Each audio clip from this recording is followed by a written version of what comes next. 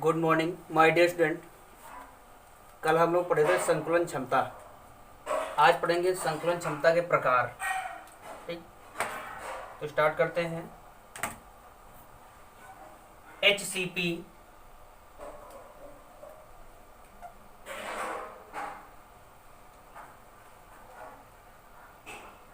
HCP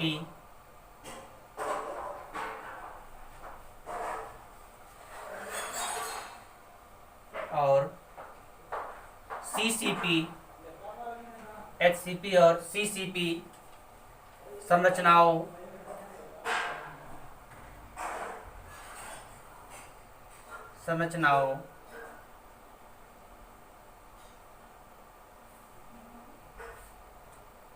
में संकुलन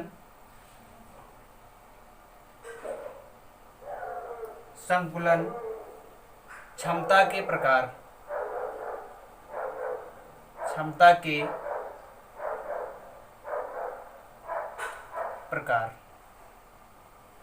ठीक।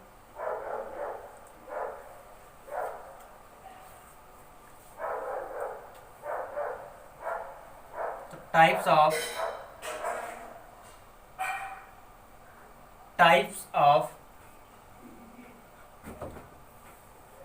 contraction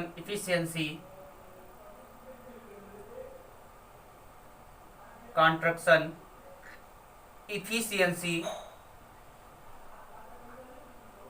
in HCP and CCP structure. In HCP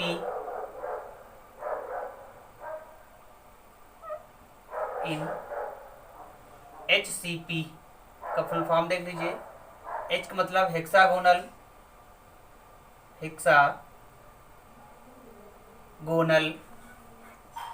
cubic packing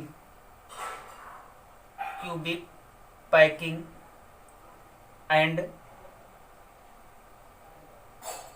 CCP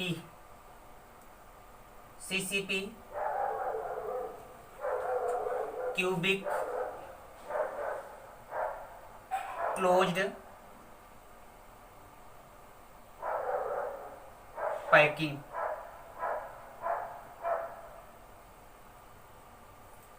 closed packing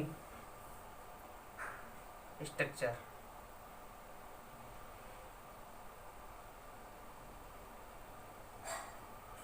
ठीक, तो अध्ययन करेंगे HCP एंड CCP संरचना संकुलन क्षमता के प्रकार।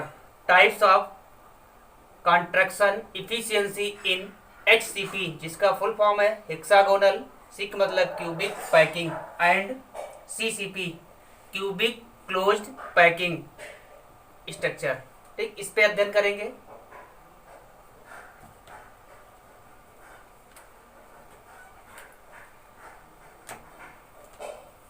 तो HCP और CCP संरचनाओं के आधार पर संकुलन क्षमता के 3 भागों में विभाजित किया गया, जैसा कि आप पढ़ भी रहे हैं। यहाँ लिख सकते हैं HCP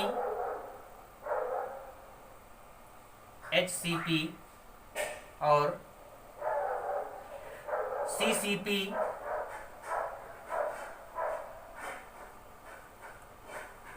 संरचनाओं के आधार पर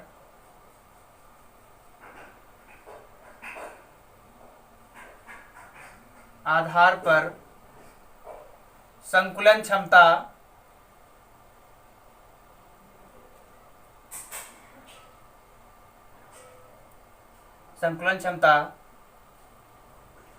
3 प्रकार से प्रदर्शित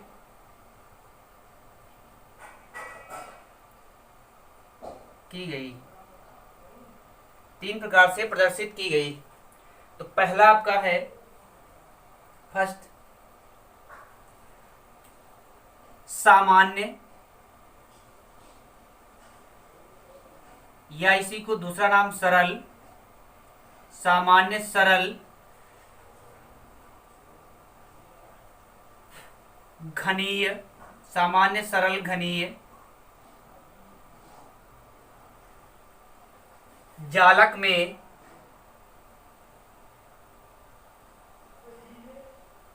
संकुलन क्षमता।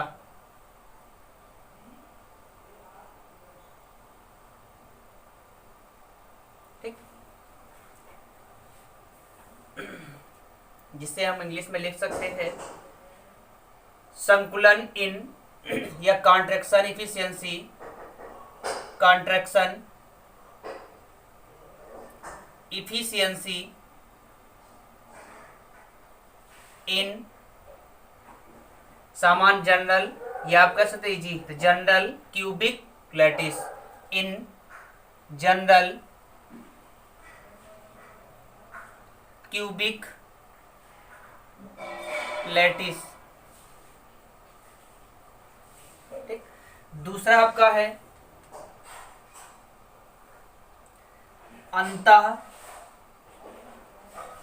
केंद्रित, अंतः केंद्रित घनीय,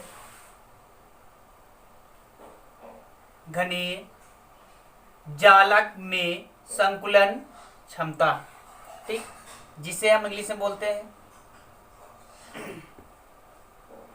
contraction efficiency in body centred cubic, in body centred cubic lattice, cubic lattice.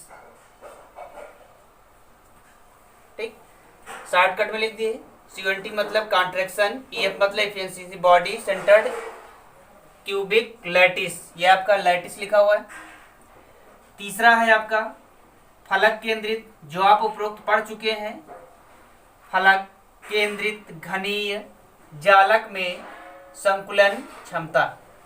तो कॉन्ट्रैक्शन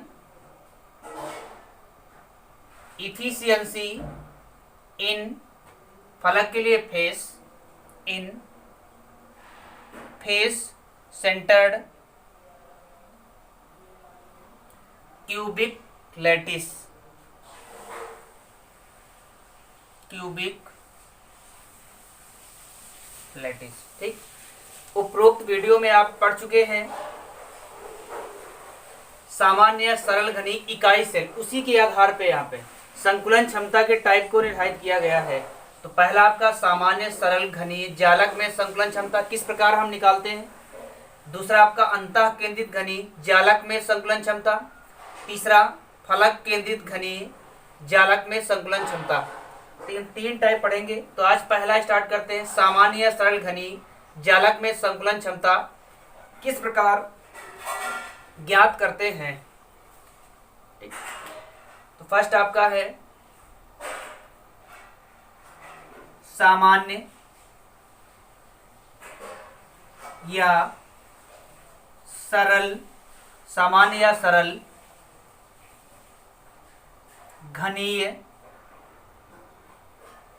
जालक में संकुलन क्षमता की गणना, संकुलन क्षमता की गणना। ठीक, तो कैलकुलेशन ऑफ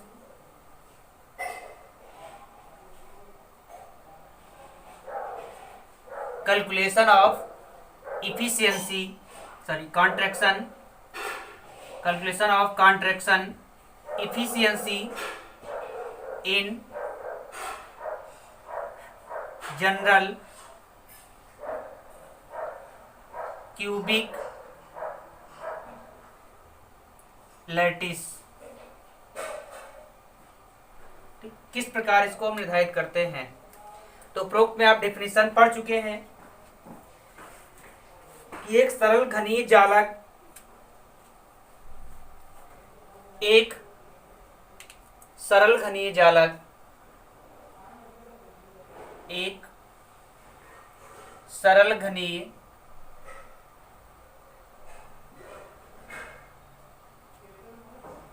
जालक में परमाणु केवल कोनों पर एक सरल घनी जालक में परमाणु केवल कोनों पर उपस्थित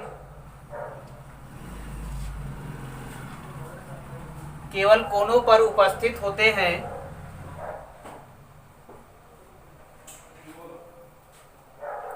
केवल कोनों पर उपस्थित होते हैं। घन के किनारों पर कण एक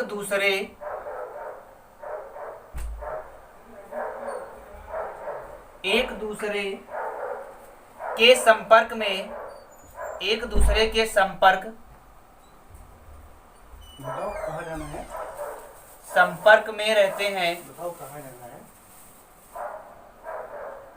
चलो तू बता। ठीक, तो सेम आपकी डिफिनेशन उपरोक्त वीडियो में आप देख चुके हैं। चलो तू बता। एक सरल घनी जालक में परमाणु केवल कोनों पर उपस्थित थे। घन के किनारों पर कण एक दूसरे के संपर्क में रहते हैं। तो आप फिगर के माध्यम से देखें किस प्रकार एक दूसरे के संपर्क में रहते हैं।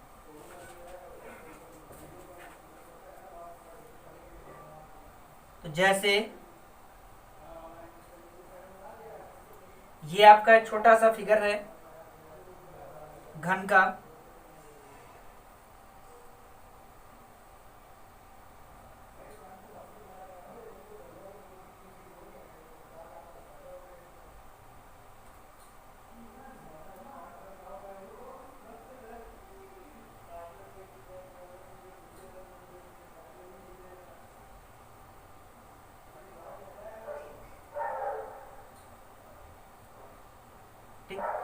ये आपका घन बन गया। अब कह रहा है कि एक सरल घनी जालक में परमाणु केवल कोनों पर उपस्थित होते हैं। यानी जो आपके दिख रहे हैं परमाणु केवल कहां पे होंगे? कोनों पर। तो इनके हम नामकरण कर लेते हैं। ठीक, ए, इसका नाम बी, सी, डी, ई, एफ, जी और एच। एक घन में टोटल कितने कण हमारे? 8। तो ए, बी, सी, डी, ई, एफ, जी और एच। ठीक, तो घनी जाने में परमाणु क्या कोनों पर, तो किनारों पर क्या होता है? घन के किनारों पर कण एक दूसरे के संपर्क में रहते हैं। ये आपके किनारे देख रहे हैं यहाँ से। ये कार्नर हुआ हमारा, दूसरा ये, तीसरा ये, चौथा, पांचवा, छठा, सातवां और आठवां। अब इन पे कोई परमाणु हम उपस्थित कर दें। ठीक, जैसा देखिए वीडियो में।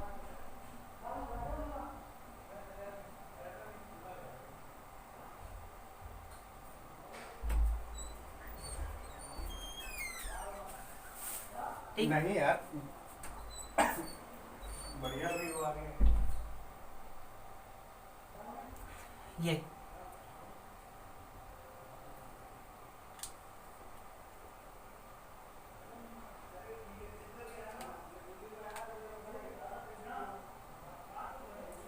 ठीक, तो दो हमारे ये हो गए। इनको हम डार्क कर लेते हैं। इनको हम बोलो क्या कर लेते हैं? डार्क।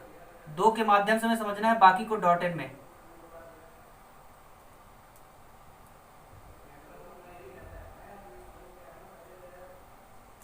ठीक, तो घन के किनारों पर कण एक दूसरे के संपर्क में रहते हैं। इसे देख रहे हैं आप, ए के संपर्क में कौन है? एच। उसी प्रकार जब बी को बनाएंगे यहां से लेकर के, तो इसके संपर्क में रहेगा। जब सी का बनाएंगे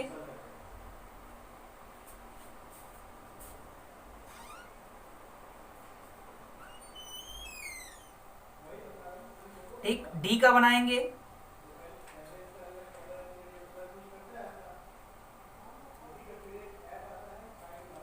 एफ का बनाएंगे,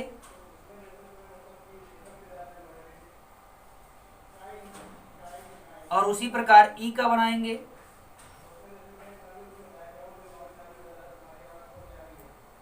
जी का। ठीक, तो देख रहे हैं आप कि प्रत्येक गोलायनी घन के किनारों पर कण जो है एक दूसरे के संपर्क में है। देख रहे हैं ये इससे टच है, ये इससे टच है सब। जब आप इनके कोरों की लंबाई, प्रत्येक कोर की लंबाई जब एक समान रखेंगे स्केल से, जब प्रत्येक कोर की लंबाई एक समान होगी तभी आपके जो गोले होंगे गोलों की आकृति भी क्या होगी, एक समान, जिससे आपका स्पष्ट दिखेगा। यहाँ पे आपकी कोर की लंबाई कुछ छोटी बड़ी हो गई जिससे प्रत्येक गोले का आकार एक समान नहीं दिख रहा है, तो आप ऐसी त्रुटि नहीं करेंगे। अब देखिए यहाँ पे ए बी दोनों गोले क्या एक दूसरे के संपर्क में। अब किसी कोर की लंबाई में ए मान लें, चाहे जिसकी मान लें, यानी जो आप किनारा बोलते हो इसको ले लें हम, इसकी लंबाई क्या मान लें, स्मॉल ए। तो प्रत्येक कोर की लंबाई ही क्या होगी, स्मॉल ए, क्योंकि प्रत्येक भुजाएं क्या होती घन की, एक समान होती। तो आप इसका डेरिवेशन करें, इसलिए घन के कोर, इसलिए देख रहे हैं यहाँ पे, इसलिए घन के कोर अथवा कोर को हम दूसरे क्या बोलते हैं, अथवा किनारा भी बोलते हैं या भुजा की लंबाई बोल सकते हैं। कोर अथवा भुजा की लंबाई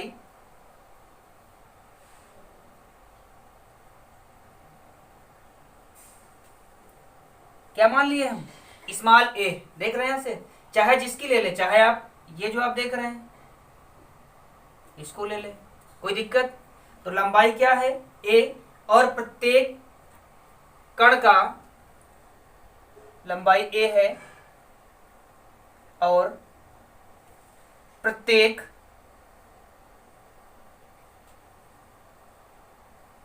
कण का, अब जो यहाँ पे कण देख रहे हैं, जो परमाणु हमने रखा, कण या परमाणु को सकते, कण का मतलब परमाणु अणु आयन कोई भी हो सकता है। तो यहाँ पे जो हम रखे गोले, ठीक, अब इस गोले से यानी केंद्र से आधी दूरी हमारी क्या कहलाती, अर्ध व्यास। तो आप जो देख रहे हैं यहां से इतनी दूरी हमारी क्या होगी, आर मान लेते हैं इसको, ठीक है।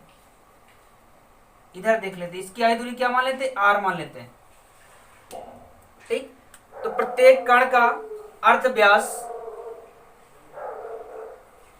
प्रत्येक कण का अर्ध व्यास आर है। व्यास क्या मान लिया हमने, आर, निम्न प्रकार से संबंधित है, यानी भुजा की लंबाई और कण का अर्धव्यास निम्न प्रकार से संबंधित है।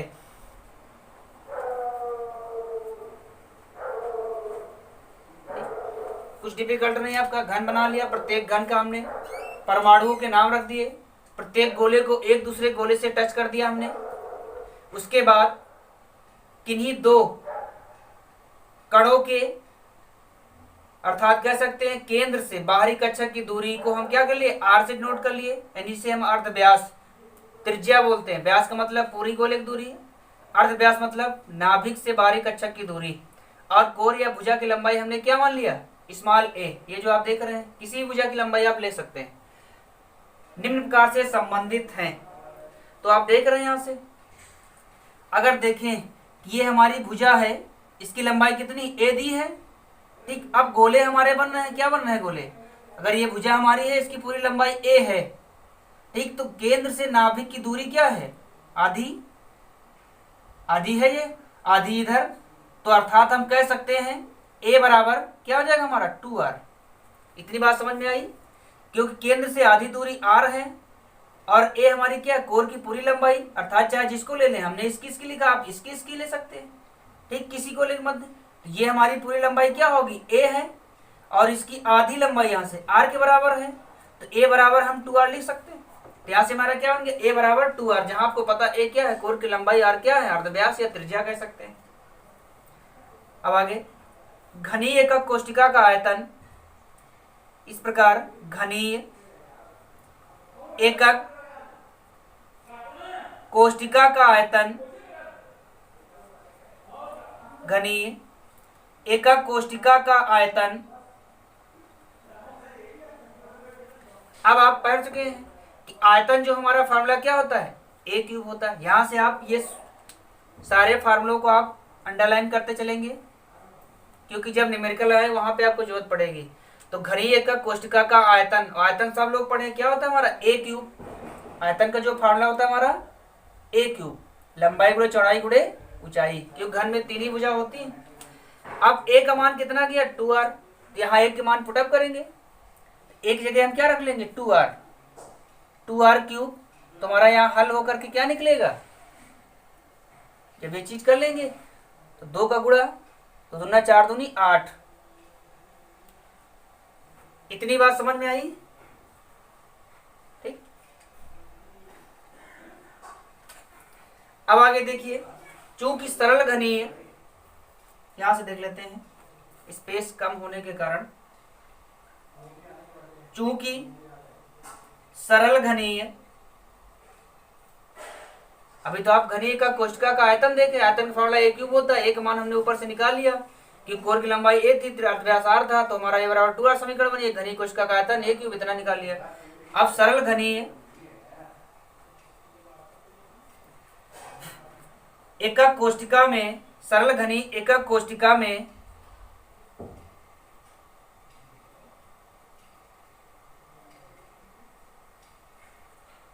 सरल घनी एकक कोष्ठिका में उपरोक्त वीडियो में पढ़ चुके हैं, केवल एक परमाणु होता है, केवल एक परमाणु। आप ये प्रत्येक वीडियो देख रहे हैं तभी आपको समझ में आएगा था नहीं, तो प्रत्येक यानी कि सरल घनी कोष्ठिका में केवल एक परमाणु होता है, दिखाए थे प्रतिकाई, केवल कोनों पे होता है, सरल घनी में परमाणु होता है। अब जो कि हमें पहले से ज्ञात है कि सरल घनी में केवल एक परमाणु होता है, अतः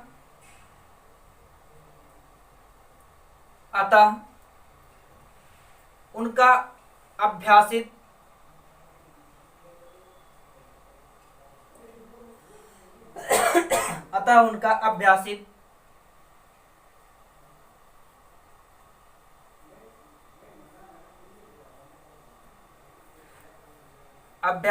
द्विक स्थान का आयतन, अभ्यासित द्विक स्थान मतलब समझ रहे हैं, 2 स्थान यानी एक परमाणु दूसरा द्विक स्थान, द्विक स्थान का आयतन, द्विक स्थान का आयतन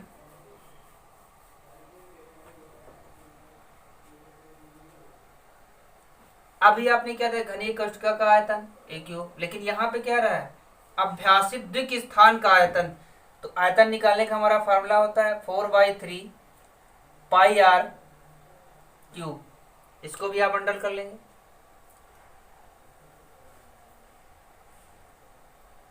ठीक। 2 समीकरण हमारी मिल गई, द्विक स्थान का आयतन 4/3 पाई r क्यूब, और यहां से हमारा एक कोष्ठिका का आयतन। अब यहां पे आप एक चीज कर सकते हैं, एक कोष्ठिका का कुल आयतन कर लें, एक कोष्ठिका का कुल आयतन, नहीं कंफ्यूज होगे, एक कोष्ठिका का कुल आयतन ए क्यूब, और दूसरा क्या निकला है उनका अभ्यासित द्विक स्थान, यानी 2 परमाणुओं के मध्य का आयतन हमारा 4/3 पाई r क्यूब। इतनी बात समझ में आई। तो अब ऊपर हम रफ करते हैं, क्योंकि इसके आगे का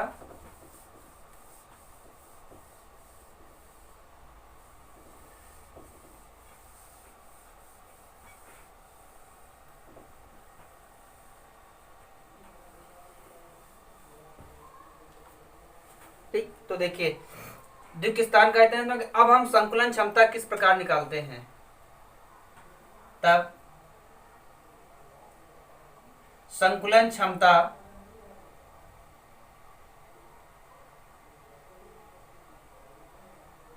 बराबर, अब हमारा मेन फार्मूला आप ले गया, यानी यहां तक इतनी बात समझ में आई। तो आगे हमें संकुलन क्षमता जालक में किस प्रकार निकालते हैं, कैलकुलेशन किस प्रकार करते हैं, तो जिसका फार्मूला है संकुलन क्षमता इक्वल टू एकक कोष्ठिका में एकक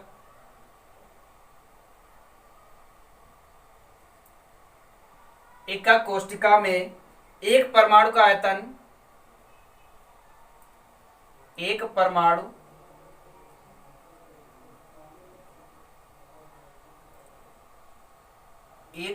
का आयतन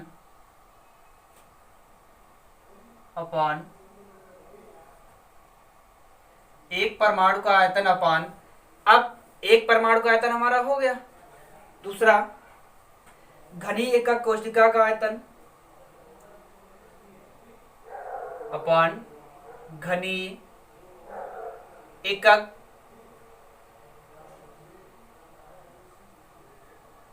कोशिका का कुल आयतन इंटू 100। ये आपका फार्मूला बन गया, क्योंकि परसेंटेज में निकालते हैं हमारा एक चीज। ठीक, ये फार्मूला आपका लगभग तीनों में लगेगा, सेम कंडीशन। अंतर क्या आपका आएगा, वहां पे जब निकालेंगे संकुलन क्षमता तो ऊपर वही रहेगा। एकक कोशिका में एक परमाणु का आयतन, तो वहां पे क्या होगा, जब हम अंतः के निकालेंगे तो 2 परमाणु का आयतन, और जब फलक का निकालेंगे तो 4 परमाणु का आयतन। अपान में घनीय एकक कोशिका का कुल आयतन, वहां पे क्या करें, अंतः केंद्रित घनीय एकक कोशिका का आयतन। दूसरा, जैसे यहाँ पे हम पूरा लिखना चाहे पूरा लिख सकते हैं, सरल घनी, तो वहां पे अंतः केंद्रित और फलक केंद्रित एकक कोशिका का कुल आयतन। तो फार्मूला ये हमारा तीनों अप्लाई होगा। ठीक, तो आगे हम इसको पुटअप कर लेते हैं। देखिए अपना नीचे कंडीशन हमारी क्या दी गई है, एकक कोशिका में एक परमाणु का आयतन। तो एकक कोशिका में एक परमाणु का आयतन कितना हमने निकाला, 4/3। तो रख लेते हैं 4/3 पाई आर क्यूब। ठीक, 4/3 पाई आर क्यूब। तो संकलन क्षमता इक्वल टू एकक कोशिका में एक परमाणु का आयतन 4/3 पाई आर क्यूब अपान में सरल घनीय एकक कोशिका कुल आयतन।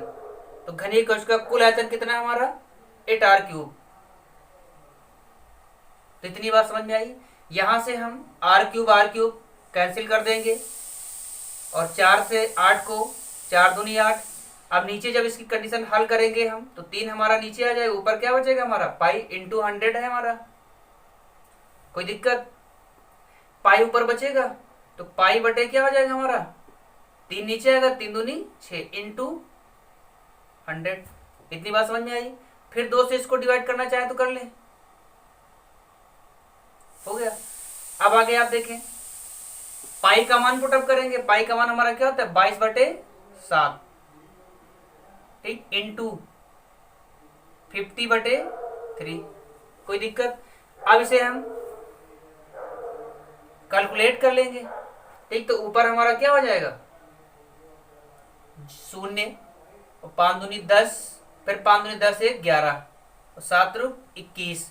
तो भाग देना तो आप लोगों को आता होगा, देख लीजिए आगे। जब हम 21 से 1100 को भाग देंगे तो पूरा पूरा देख लेते हैं। 110 है, 20 पंचे 100, 21 पंचे 105। या आप इस तरह भी देख सकते हैं, 21 पंचे 105। तो 10 में 5 गया 5, यहाँ 50 आ गया। कोई दिक्कत। अब आगे 21 दूना 42, तो क्या बचा हमारा, 8 बचा। अब नहीं जा रहा, पॉइंट लगा 80 आ गया। अब 21 का पाड़ा पढ़ेंगे, या नहीं 21 का आपका था 20 तक, तो इजली आप लोग याद किए हैं, तो 20 का पढ़ ले, 20 चौक 80, 4 बार जा रहा, लेकिन 21 है ज्यादा हो जाएगा तो 3 बार, तो 3 कम 3 और 3 दूनी 6। ठीक, 21 या 63। अब घटा लेंगे, 10 में 3 गए 7, 8 में 6 गए, सॉरी 1 कैरी चला गया आपका, तो बचा 7, 7 में 6 गए 17, फिर 0 उतार ले। अब 170 हो गया, 170 में हम 21 पढ़ेंगे। नहीं आपका 21 तो वही 20 का पढ़ा पढ़ लें, 20 अट्ठे 180 ज्यादा हो रहा, 20 सत्ते 140, तो 7 के समथिंग जाएगा, तो 7 एक कम 7, 7 रूप 21 ज्यादा हो गया। क्यों, 7 एक कम 7, 7 दूनी 14, 147 जाएगा तुम्हारा, 8 बार चला जाएगा, क्योंकि 8 दूनी 16, 8 के समथिंग, तो 8 एक कम 8, 8 दूनी 16 168, बस छोड़ दो ऐसे, कोई दिक्कत नहीं। पॉइंट के बाद अधिकतम 2 अंक या कम से कम 1, तो हमारा क्या निकला 52.38, ठीक, परसेंटेज। अब इसी को हम दूसरे जो बुकों में आपके लिख दे 52.38 है, समथिंग ज़्यादा क्या लिख सकते हैं इसको 4, ठीक। तो हमारी सरल